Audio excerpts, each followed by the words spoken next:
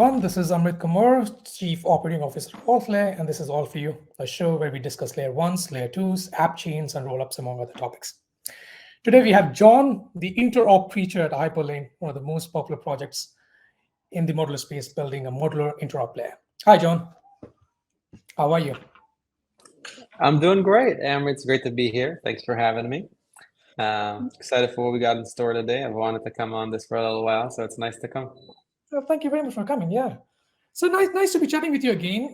So for those who may not know you, could you tell us a little bit about yourself, your background, and what brought you to the crypto space? For sure, yeah. So I'm now going on my sixth year, give or take, in crypto. So it's funny to think about like time Feels like flies, but 60 years. yeah, I have more white hairs than I thought I would have now. So you're talking to me, But you know. we yeah we picked our own grave with this industry, and like that's where I'm gonna stay. So I guess my story is I studied at UC Berkeley here in the United States, and there was some people like getting a little bit into crypto, and so a little bit after graduating in 2016, the time I'm working at Morgan Stanley as like a call it a bond trader, just like moving bonds around, moving zeros on a screen for like some purpose. Really, the purpose was to make a good salary because I needed to help my family. But incidentally, I'm at a birthday party with a friend that I knew from school, and he's like, "John, you're working finance, right?" And I'm like, "Yeah." Like, what do you think about? I'm gonna put all my money into Ethereum, and I'm like, "Well, I've heard of this Ethereum thing. It's like." I know it's like a crypto. I know it's not Bitcoin. Like I've used Bitcoin before, but I've never really dug into this Ethereum thing. People at school have talked about it because there was like a new club that started talking about crypto. And I'm like, I don't know. I don't know. It's a good idea. I don't know. It's a bad idea. Let's really look into it. And this was a Saturday afternoon. We just started looking into it. And I was basically went on like a 48-hour rabbit hole. I go to work that Monday and I'm like, oh my God. I get to the trading desk and I'm like, you guys don't even know what's coming. You have no idea. I just heard about this thing.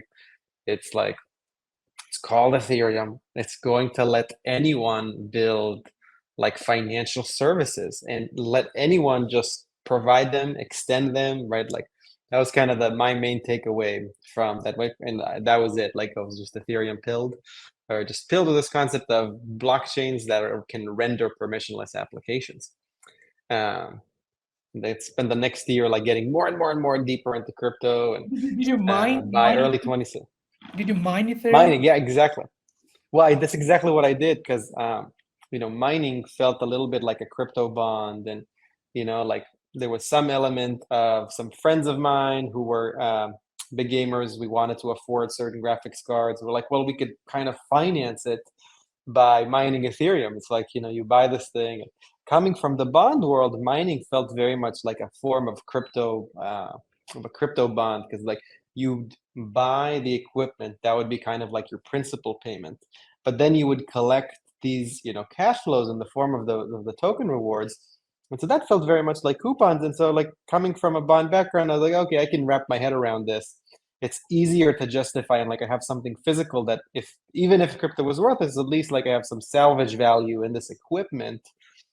And so that was my foray into it, like personally.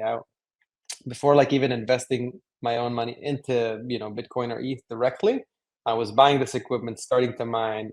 Actually, mostly Zcash, but ETH was like about 30% of the capacity. Because I got started mining probably like February 2017, basically like the next bonus cycle from the bank. After like getting really into it, that's like what I spent basically, my Did you 2017 join a bonus. pool or you were trying to do it on your own? I did know I was mining through two pools. I had like, I basically set up 6 rigs where each rig had 6 GPUs, and like I built them all myself. It was kind of fun. It was, I'd used to build computers when I was like younger, and so this was a lot of fun trying to get it to work, and also understood like there were a lot. Even though you used the pool, there were still like a lot of issues with just like how to use, I think Substrate was like what the mining software was called, like getting it to work and understanding like why things are failing. And so it got me even deeper into like how blockchains work. This is that entire year of 2017. I'm looking for like my first opportunity and like how can I get into this field? I don't know anybody. I like work in regular finance. Everyone I know thinks it's a massive scam. Like how the everyone else at Morgan Stanley thought it was totally crazy. Like they would make fun of me every opportunity they got. But luckily, by the end of the year, there was an opportunity that I found that came through Morgan Stanley because I was a client of some people that I worked with. And I joined this firm called Passport Capital, which was a big San Francisco macro hedge fund that was getting into crypto. I joined them as the first hire, and you know, amazing timing. I think if I want to say, I joined like just about maybe like the day of or right after like the market topped in 2018. So it was amazing. January, great timing. And that started like my crypto journey. From there, I went to Galaxy, where Cole led the investment business and was there for a few years before starting Hyperlane about a year and a half ago. And throughout this whole time, being not an engineer by trade, coming into crypto, it really reminded me of like, I remember when I first got an internet connection in the mid 90s. I grew up in Israel, 1996, get our first internet connection. But like some of my cousins, some of my friends who were on the different ISP, like we couldn't all see the same websites because at that age we were still like limited to, they called them portals, or like you were accessing your ISP's portal. And within like a year or two, all of us were just on the web, www, and everything just worked. And so I thought crypto would be like exactly the same. And so I remember 2017, okay, this thing is super cool, but once there will be a bunch of them, they can't talk. That's weird. And then things like Cosmos and Polkadot talking about their own interoperability constructions. And we started seeing that happening, but still wasn't very seamless, to the point where I was like, well, it's the end of 2021. And this is still like an open question. Like, why can't an app on Solana just be seamless with an app on Ethereum? Like, how do we make this work? And one thing led to another, and we, started Hyperlane about a year and a half ago. So before we go into Hyperlane, and you mentioned that you were at Galaxy for a while, and you led several investments there from Galaxy. I mean, I always wondered, when you're sitting on the other side of the table, the founders table and the investor table, is there a push from founders themselves? Look, this guy is amazing. I should build something similar, or I should build something so that I get the same excitement. Do you feel? And I've heard some people who have always been on the investment side. They feel like, I should join the action. Did you feel that urge as well, and that pushed you over? I definitely did, and I felt it like the entire time. For me, there was like a family circumstance where part of the reason why I got into finance in the first place was like my dad got sick. I passed away a few years ago, wasn't doing, he couldn't work anymore. And so like, I know they have a mortgage, and I know the dollar amount I need to make every month if I'm going to like live myself and pay their mortgage. Like where else could I make that sum, which worked out to about 120 something thousand a year? It was either the consulting firms or the banks. I ended up with offers from a consulting firm that I liked and from Morgan Stanley, and I was like, well, those guys have slightly better hours, and I kind of like my future colleagues there a little bit more. Like we had a much more fun interview process that was like more my speed. And it was also a few years after the Wolf of Wall Street, and like being on the trading desk seemed like really, really cool. I won't lie, that definitely had an influence, and I was right, by the being on the trading desk, even though I didn't like a lot of aspects of the job, was still cool, still awesome environment. But I had that urge, but like this basically until 2020, I was always in a situation where till 2021, I was always in a situation where I kind of was living like paycheck to paycheck, and the uncertainty that comes with a singular startup was something that I felt like I couldn't risk, because at that point I'm basically paying my mom's mortgage, and if I am out of the game, like she gonna lose her house? Like that doesn't feel like something I can afford to do. But that entire time felt that urge. And when I was leaving Passport, which is late 2019, there were a few good situations that maybe in retrospect, maybe I should have just taken the leap, because it would have worked out really well. but I didn't mostly for those reasons of like, oh man, it's not just my own risk, and now I'm putting like some of my family members at some, my risky behavior might risk their well-being. But if you feel that urge that whole time, because you're like, now Chamath kind of ruined the term and people make fun of it, but like the notion of the man in the arena, like he didn't invent that. That's an old like Roosevelt book. But there's something to that, right? Like as an investor, you are somewhat involved, but ultimately, like the way I liken it to my friends who have since asked about it, you're walking around through life and you got a basket of eggs. And some eggs are big, some eggs are small, but they're eggs. There's many eggs. They say don't put all your eggs in one basket. Sure, like so the fund is your one basket, but you still have lots of eggs. And so if some of them, as long as you don't, even if you did drop the basket, some of the eggs are going to be fine. But you start your own company, there's no basket. There's just one massive egg, and you're just walking around it with it like this. And if that egg falls, that's your egg. That's what you got. And if you're an introspective investor, which I think to be a good venture investor, you certainly have to be quite introspective and digest, like, where did you make a mistake? Where did you convince yourself of something that wasn't there? When did you attach a belief or an action or behavior to a founder or a company when it was never there, which is a mistake that I've made and certainly many investors have made in the past. And you just realize, like, yeah, I'm much more insulated. My risk profile looks materially different than that of those people that I'm backing. And for some people, that is the appeal. And for other people, like, while it is appealing, there's also here like this call of like, I want to go to the other side. And in terms of, sometimes people do the other way as well, right? You start a For company, sure. successful, and then you feel, okay, no, I don't have to work anymore. I would just do angel investments or whatever. They sometimes go and join VC firms as well. From your perspective, coming the other way around, do you feel that as with someone who has made investments in the past or has that experience, does it give you any advantage compared to, let's say, a first-time founder which doesn't have that investment experience? Given that once you make investment, you have seen how founders behave, and you learn what to do and what not to do. So, any thoughts on that? I think both situations kind of give you some advantage and some, you get things that you benefit from and you get things that are drawbacks. And so I think there's a really good reason why lots of successful and even like semi-successful founders later on become really great investors. Their hands-on experience can be very useful to them as they later on back certain founders, and like there's a certain appeal for a founder to take an investment from someone who's been in their shoes. So that's an awesome advantage for founders or startup folks turning investors. On the other hand, for investors turning into startup folks and founders themselves, the advantages that you have is if you were that introspective, if you were paying attention, you had many data points and many observations into the type of things you might be working on, into like there are some problems that are really, really predictable that seem to happen to like every company. And you get like many more at bats on those. So like things that are more related to the more abstract part of a business are ones you get a lot of insight into from the investor side.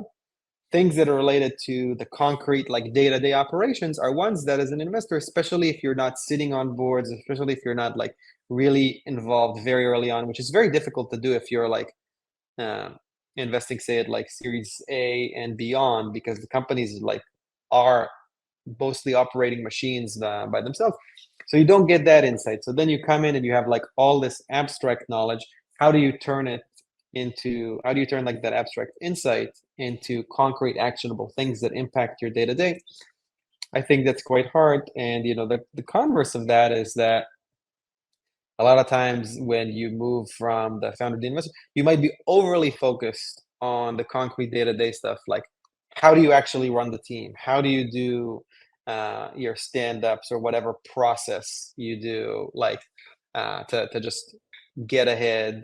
How do you advance your company on a day-by-day, week-by-week basis? This is something that not too long ago, you and I over a beverage talked about, right? And like you might get overly stuck on that, whereas like an investor, you also do have to be concerned with those abstract things. So it's I think there's a reason why like you see a lot of osmosis between these two seats. But one thing I'll tell you, uh, so I feel like I have gotten as high on the mountain, or like I've gotten as far as you could on the investor side without crossing over. Because what I'd noticed is, my partner and I, Michael Jordan, who's now started a new firm called DBA with John Charbonneau. We found another John, which he's found a better John. It's good. We took Galaxy and we turned it into a brand that was routinely winning very competitive deals, was boasting like really, really strong returns. But I felt we got as high, like, and our glass ceiling was basically like not having, neither of us having like founder experience ourselves. And where we were consistently losing was to firms like Paradigm and Andreessen Horowitz, where amongst their top investors, right? Like whether it's Fred Ursum at Paradigm, Ben Horowitz, of course, absolute legend at Andreessen, right? Like those are people who can credibly say, I've built one of the most enduring things in the world, right? And like if you're, how can you compete really with someone who has the experience of creating the most valuable, most influential, most impactful company our entire industry has ever seen in Coinbase? And so, and at the time, and even in retrospect, I was like, of course, everyone should have taken, a check from them over from us, because like they know what it's like to be in your shoes, because they've probably been in a similar situation. And so I think that's something where even if you did want to like become the best, venture investor that you can be, someone who has crossed over will always have that advantage on you. I think there's really only one way to get it, and it's by going into the arena. Sure. Okay, I think we could discuss this all day. So let's move over to Hyperlane stuff, and I think the interesting bit as well there. So, and you mentioned about that you're observing Cosmo and other things as well. If you were to say, okay, what was one thing that you felt, okay, that triggered you to start Hyperlane, that triggered you to think about interoperability? What was one thing that you would mention? Well, I guess experience where you tried to move things around and you felt like, oh my God, what am I doing now? Yes, I won't name the chain because it was very silly, but this is like, I don't know, February or March of 2021. And me and a bunch of friends are very excited about like this, we all basically want to speculate on some coin. And to get to that coin, we had to bridge over to some chain, and we used like their default bridge. And it was a mind-numbingly unpleasant experience, because what happened is that the folks who built it, they built what looked like a very sleek, very nice like bridging experience. But at the end of it, you were left without gas on that chain that you arrived at. So you go from Ethereum to this other chain, and you get there, and yeah, you bridged over your ETH, but you don't have that chain's native asset. So you're stuck. And at the time, that asset was not obtainable on any US-based exchange because of, so you're stuck. And me and like 15 of my friends are all like it was very funny. It was like the crypto equivalent of like being stuck on an island, because you can't go back because you don't have gas to pay. You can't go in. You can't, there's no discernible way for you to obtain that gas. And I was like, this is just bananas. I can't believe that this is still happening. And like, I don't know, had to have been several thousand people who like were similarly stranded, such that eventually like they changed it such that once you did that bridging, you paid a little bit of a fee, and they took care of like you got some gas dust basically, so that it wouldn't happen to you again. But that was the one where I was like, mother, I can't believe this is like not. And that was when I started going out of my way to like I was always very interested in the category. I'd say made several investments, but that was the what the hell is going on type of thing. And it was basically on my mind like every day since then. And 6 months after that was when we really started sitting down and having those initial conversations that led to this company now being a thing. So for those who have heard of, who may not have heard of Hyperlane till now, so do you think that this recent push towards modularity has something to do with, or has shaped your product offering as well? And how has that done? Absolutely. And what has that done to Hyperlane? Absolutely, man. That's an excellent question, excellent phrasing. I would say that so with Hyperlane, really, to the extent that you're not familiar with it, for folks in the audience, we think of it as the permissionless interoperability layer, and it's an interoperability layer that we purposely built for this world of many chains. Now, thankful to folks like Celestia for giving us this what I think is very effective use of language. But for us, we've all been in crypto for a very long time. Some of my team, I'm not even like the longest tenured in crypto. And we've kind of noticed that every time, blockchains kind of by design restrict block space. They make a digital resource scarce. And now we kind of compete over the usage of it. And like right now, when there's not a ton of demand, that's totally fine. Like we're not plagued by these super high gas fees. But ultimately, with a constrained amount of block space in a single chain, like either everyone's going to pay obscenely high gas fees when demand increases, or we increase the supply of this constrained block space through other chains. So like once you do that, well, we're going to need a way to traverse between them. And I think the modular blockchain thesis, or the appchain thesis, as they call it in the Cosmos space, is one of the more like clear and cogent articulations of what does a world of many chains look like. But at the same time, there was one piece that was always missing from it, which was this notion of it's not just that there's going to be all these chains, like, well, how are they going to communicate with each other? And so on one hand, we have incredible tools like AltLayer that make it basic, 4 clicks and 2 minutes kind of thing to create your own chain, customizable with tons of options. But once you've done that, well, how do I connect it to anywhere else? And so that how do I connect it piece wasn't solved yet. And at the same time, the how do I do it, that was getting solved. It was getting solved by folks like you guys, and then by folks like Celestia and and Optimism, building the OP stack and building those frameworks that we can all use. And so it's very much influenced like our product direction, because we wanted to give something that, well, if it's going to be that easy to create a chain, well, it should be that easy to connect to other chains. And to give some context to listeners, could you also talk about, you had bridges previously. We had seen all sorts of bridges out there. Many of them were hacked for all sorts of reasons. And you also mentioned about this permissioned or permissionless, interoperability as well.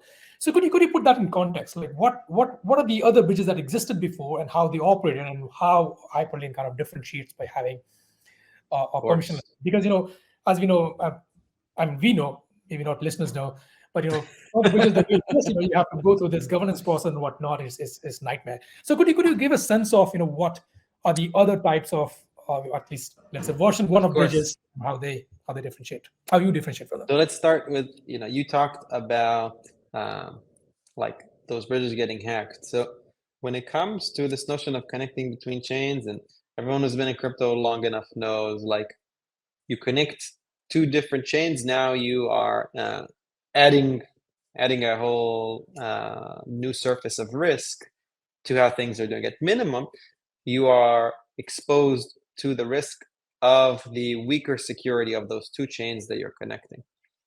And now, beyond that, many bridge systems, Hyperlane being one of them, you also add a third element, which is like the mechanism that you use to connect between those 2.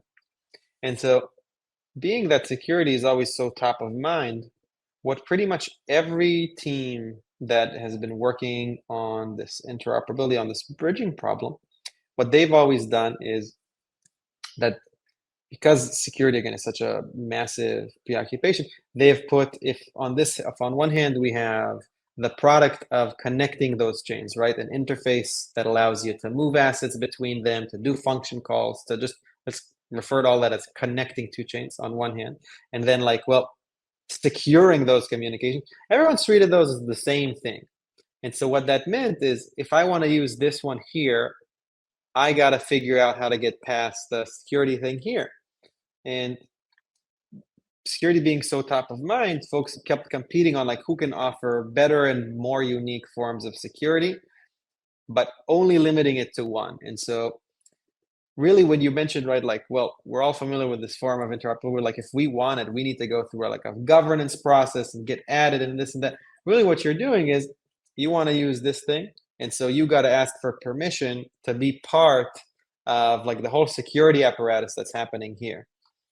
And so that's where most interoperability options until today have this permission design. There's only one option for security. They tightly coupled the interface and product of connecting chains with the thing for securing that communication.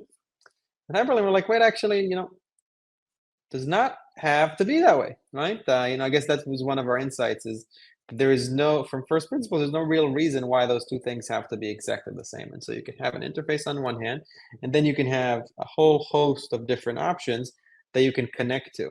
And some of them, you might even be able to control yourself. And so with Hyperlane, we have what we call permissionless interoperability because anyone can deploy Hyperlane anywhere.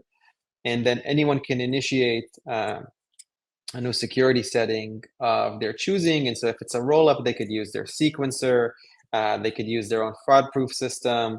They could, we have now teams that have built all sorts of really cool things using let's say zero-knowledge proofs. And so we have a team that's built a security module through Hyperlane that utilizes their own ZK-based light client. That's not something that our team would know how to do because we're not expert, ZK folks, but that is something that they know how to do. And this more open and modular approach to security means that anyone can bring their security expertise, wrap it into a Hyperlane module, and now I, as a developer, can use that without having to develop that myself and without having to basically sit and ask the Hyperlane team to let me do that. I can just kind of take my fate into my own hands. And so that's the primary way, this permissionless aspect and this modular security is the primary way that makes Hyperlane different from other players in the field of interoperability. Now, there's advantages to the permissioned approach. And so we don't want to tell you that it's wrong. It's not for us. Yeah, talking about that, the last point that you mentioned, which is, historically and in many situations, we have seen that giving flexibility to developers is good, or end users, whatever is the context here. But sometimes that flexibility can be abused, right? Do you feel like if we give people, or in some cases, that's why people give default options, right? Something that you don't usually change. Do you feel like there is a downside of giving people a lot of flexibility in this interop context? For sure. I mean, one of the downsides of it, before you even get to the security aspects or the abuse aspect, I think right off the bat, the biggest drawback is everyone knows this experience by now where you're oh, I got 20 minutes, I should watch something. And so you turn on your TV or you log into Netflix and there's 100 million things to watch. And you end up spending more time more time deciding what to watch than you do watching. I always hypothesize that to be the case, that there's more time spent. And I think recently Netflix released a stat that this one quarter was the first quarter that people spend more time choosing than they did watching. So that's the first drawback. It's what do we do, right? So go ahead, Amrit. No. So I was just saying, yes, I agree with you that this is a point where you have to do your research to understand which one is the best one, right? Or which one is the one that fits the kind of model that you're looking for, or the kind of trade-offs that you're willing to make, right? And so, and what's the second one? So the second one is what you were talking about. So the first one obviously is like, hey, there might be so many things. I don't know what to pick. I don't know where to get started. Like, just do this for me. And the second one is like, if you are going to have like this truly permissionless network, anyone can take your thing and put it anywhere they want.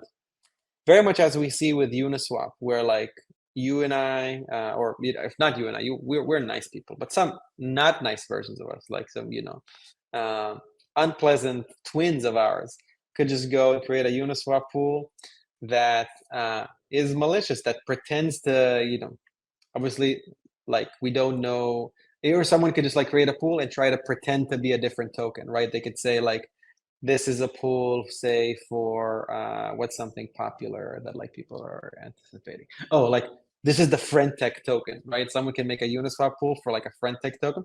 First, anyone can make a token and call it friend tech because Ethereum is permissionless. Second, anyone can then make a market for it because Uniswap is permissionless, and that could lead to people getting screwed over.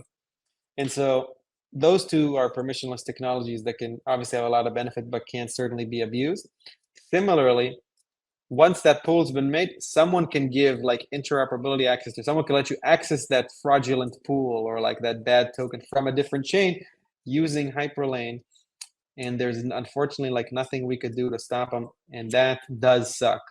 And so that's the other side of the coin. Oh, no pun intended. That's like the other side of when you go really permissionless is anything you could use it for good, someone can now use it for bad stuff, and there's really no easy way to stop them from doing that. Like someone could create a rollup, have connectivity to it through Hyperlane, and make it seem, at least on the surface, like it really is as secure as anything else that's built with Hyperlane. But in reality, like they could totally do something malicious. Like, they could basically steal all the collateral if they had the contracts upgradable or and yeah, so that's definitely the danger of letting people have this freedom. Talking about people and developers, what do you think is the coolest thing that you've seen being built using Hyperlane so far? Ooh, all right. There's a couple things, but the one that so far I felt was the coolest was okay. So actually, one is like much nerdier and might like nerd snipe a few people, and then the other I think is just like cool. So the nerd snipey thing is not every chain has like all the same capabilities as another, right? Certain chains have like these precompiles that let you do like very bespoke and specific things, and it's kind of difficult to get access to those on another chain, right? Like you're not going to convince the chain team to add the precompiles that you need, certainly not on a whim. And so in one case, we saw someone bring verifiable randoms, actually more than one case. We've seen it a bunch of times by now. Verifiable randomness functions to places where they don't exist using Hyperlane. So like they take the item that they needed, then they run that calculation with randomness on that other chain, and then they bring the result back. And so that I think is just really, really cool. I get it's kind of, dorky and nerd snipey and not the most like exciting thing for a lot of people. An extension with this would be like Oracle service where you kind of have something done outside and you kind of bring the data back in. Yes, which by the way, something we could talk about a little bit later, but that's probably one of the coolest things you can do with Hyperlane is actually you can give access to Oracle feeds, like some really big, well-known, well-trusted Oracle feeds through Hyperlane. And because of the modular construction of Hyperlane, you could secure that transfer using the same trust mechanism that the Oracle uses itself, like just uses by default. So pick your favorite, big brand Oracle that's say on Ethereum. You could bring that feed to any chain using Hyperlane, and you're not trusting Hyperlane security in any way. You're just leveraging the security of that system, and that is just super cool. We definitely do see people do that. Second one, this one I haven't seen brought into production yet, but I would really be kind of stoked to see it. Is so I mentioned I had a trading background. And one thing the big banks do is they provide prime brokerage, right? And what that basically is like you keep money with like Morgan Stanley, and then we give you access and we give you margin, and you can express that in lots of venues that Morgan Stanley has access to, because like Morgan Stanley will make sure that that collateral is posted for you. Like you don't have to, duplicate your inventory on most places, or like you get to be more capital efficient because like Morgan Stanley or Goldman or someone does your prime brokerage. Well, like what's the equivalent in crypto? Well, if I wanna trade on chain, but I have an inventory say of like $100,000, and I want to be active on Ethereum, and I want to be active on Arbitrum, and I want to be active on say Binance chain. Well, I now need to split my inventory some way. I can't have like 100 in one place and then get access to it.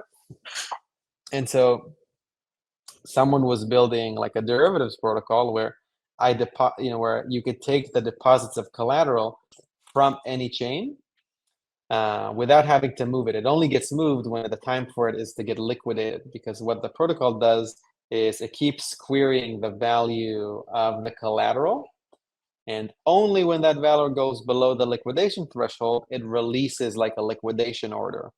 So that's pretty cool, but it's not in production yet. That's something that I think is a very cool app. And I would urge other people who are interested in the derivative space to experiment with things like that. I think it is really, really cool. Nice. I have two more questions, and we have 3 minutes. And so I'll try to do it quickly. Ooh, all right. One thing is, so what's exciting that you're building next? It could be intents, it could be solvers.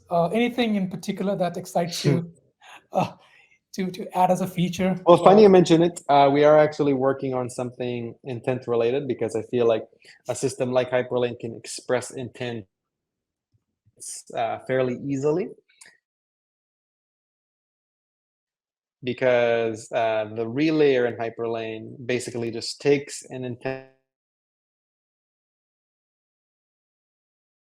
from a user and solves it. So some for it like solvers. But even so that's one that's like very pragmatic. The second one, this is more so if there's any roll-ups in the audience. One thing we're doing is, we've always taken the approach of Hyperlane of like, hey, it's very permissionless. We let people do whatever they want with it, and it's like, hey, here's how you can build with it. Well, we've been asked more and more and more, like, hey, can you actually do this for us? And so now we're creating what we call like Hyperlane, like a service for Hyperlane, where there's a company now that will actually like get Hyperlane set up on your chain, take care of all the services you need. We'll get you those Oracle feeds. We'll get you bridging, general messaging, whatever you need, and make it much more simple than like the world where you had to do a lot of it yourself. You still can do it yourself. We welcome anyone who wants to do it themselves, but those who are interested can now come to us, and we can help them. We can help them run it. Great. Okay, so last question. This is for the sound bites.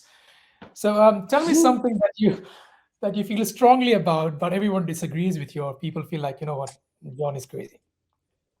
So I don't know if they think I'm crazy or like disagree with strongly, because I think it's just they don't know yet, but they're kind of like willing to believe that a certain thing is real when I don't think it's real. I think that, I don't know if you've seen the meme of the lady on the plane where it's like, that guy's not real.